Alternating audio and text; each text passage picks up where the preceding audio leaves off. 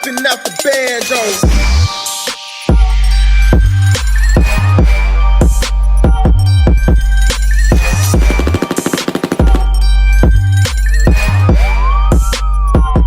Fuck your squad. Kita akan membahas materi tentang mujmal dan mubayyan. Kita mulai dari pengertian mujmal dulu. Secara bahasa, mujmal ini samar-samar, majemuk, jadi banyak macamnya. Karena saking banyak macamnya, akhirnya samar-samar. Kalau menurut istilah, lafadz yang maknanya tergantung pada lainnya, baik dalam menentukan salah satu maknanya, atau menjelaskan tata caranya, atau menjelaskan ukurannya. Agar lebih mudah, kita langsung masuk ke contoh. Ada beberapa bagian. Ini contoh yang pertama, lafadz yang masih memerlukan lainnya untuk menentukan maknanya. Ini terdapat pada kata rapat dalam bahasa Indonesia ya. Misalnya memiliki dua makna, rapat perkumpulan, rapat tidak ada celah itu. Jadi butuh penjelasan, mungkin dengan kalimat lanjutan atau penjelasan di kalimat lainnya. Sedangkan kalau dalam Al-Quran, ini misalnya di surat Al-Baqarah, A'udzu billahi minasyaitonir rajim, wal mutallaqatu yatarabbasna bi anfusihinna thalathata quru'. Al-quru' dalam ayat ini artinya suci atau haid. Nah, sehingga untuk menentukan maknanya butuh dalil lainnya yang menjelaskan. Kemudian lafadz yang membutuhkan yang lainnya dalam menjelaskan tata caranya. Kalau tadi maknanya, kalau yang ini tata caranya. Menjelaskan tata caranya pada ayat wa aqimus sholata, ini di surat An-Nur, yaitu kata mendirikan sholat. Ini masih belum jelas karena kita belum tahu tata caranya, sehingga butuh dalil lainnya untuk memahami tata cara sholat. Begitu juga ayat-ayat haji dan puasa. Selanjutnya lafadz yang membutuhkan lainnya dalam menjelaskan ukurannya. Wa atuz zakata pada surat An-Nur ayat 56, wa atuz zakata itu kan menunaikan zakat. Nah, itu masih umum juga, sehingga kita butuh penjelasan selanjutnya untuk memahami ukuran yang sesuai dengan syariat. Kaidah mubayyan yang akan kita pelajari selanjutnya yaitu kaidah mubayyan. Secara bahasa itu yang ditampakkan atau yang dijelaskan. Jadi objeknya, bendanya yang dijelaskan. Kalau secara istilah atau terminologi, mubayyan itu seperti yang didefinisikan oleh Al-Asnawi, yang maksudnya adalah lafadz yang jelas dengan sendirinya atau dengan lafadz lainnya. Lafadznya jelas secara makna, dengan dia berdiri sendiri atau dia berdiri dibantu dengan lafadz lainnya. Tapi ada juga yang mendefinisikan mubayyan ini sebagai apa yang dapat difahami maksudnya, baik dengan asal peletakannya atau adanya penjelasan.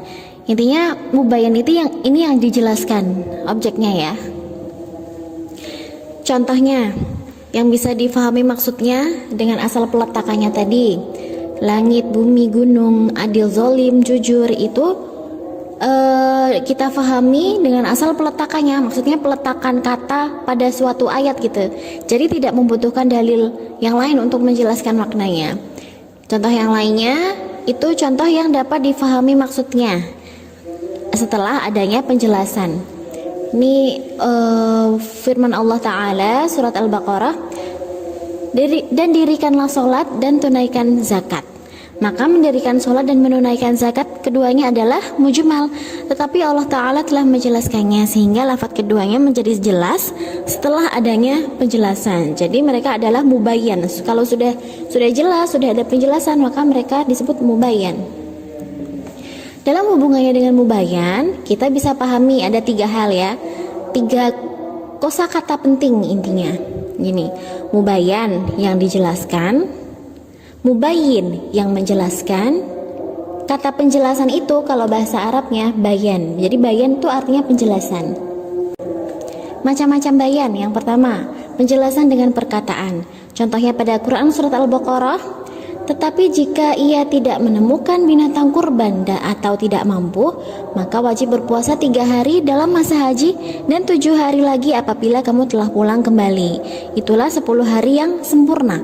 Ayat itu penjelasan atau bayan terhadap rangkaian kalimat sebelumnya mengenai kewajiban mengganti hewan kurban bagi orang-orang yang tidak menemukan binatang sembelihan atau yang belum mampu. Yang B, penjelasan dengan mafhum perkataan.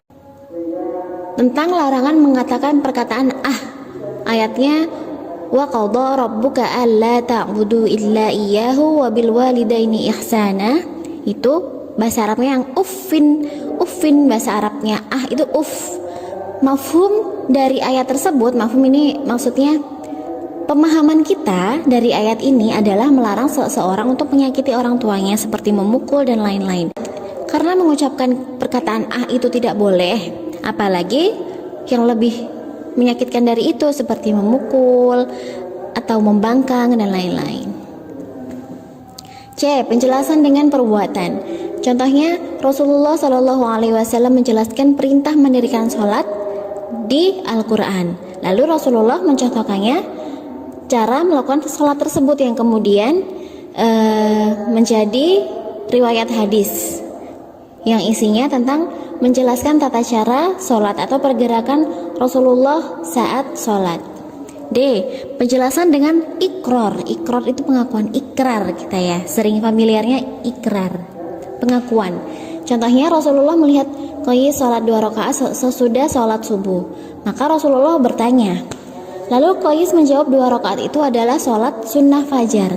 Maka Rasulullah tidak melarang. Ini menunjukkan dibolehkannya sholat sunnah sesudah sholat subuh, asal niatnya sholat fajar tadi.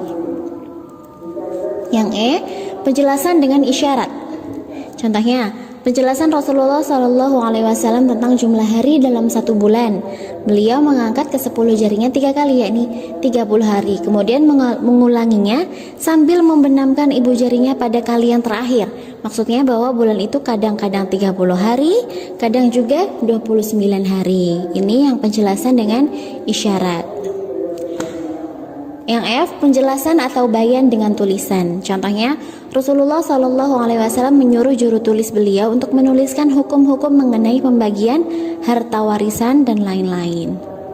Nah, seperti kita ketahui, hukum-hukum pembagian harta warisan kan ada di surat An-Nisa. Nah, maka Rasulullah meminta juru tulis ini untuk merincikannya. Yang selanjutnya penjelasan dengan kias. Bayan dengan kias. Rasulullah SAW menjawab seorang penanya melakukan haji untuk ibunya yang sudah meninggal. Rasulullah bertanya, bagaimana kalau ibumu punya hutang, apa kamu bisa membayarnya?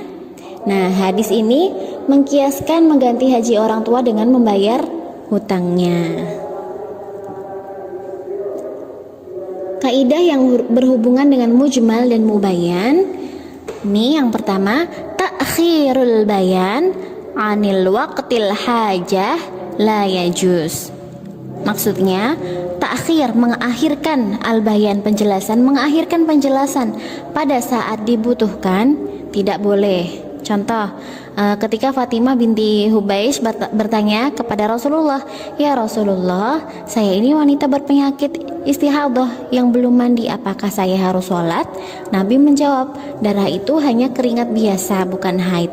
Dari hadis ini bisa dipahami bahwa darah istihadah adalah tidak mewajibkan untuk mandi besar. Kemudian, ta'khirul bayan an waqtil khitab yajuz. Artinya, mengakhirkan penjelasan pada saat diperintahkan sesuatu itu dibolehkan. Perintah tentang sholat, puasa, zakat, haji, semua dijelaskan secara bertahap dan mendetail. Jadi tidak hanya dalam satu dalil Al-Quran saja, tetapi ada di hadis, kemudian secara bertahap mendetail lagi melalui sunnah Rasulullah SAW. Jadi tidak langsung dijelaskan seketika itu, tetapi penjelasannya bertahap. Demikian penjelasan singkat tentang mujmal dan mubayyan. Semoga mudah difahami.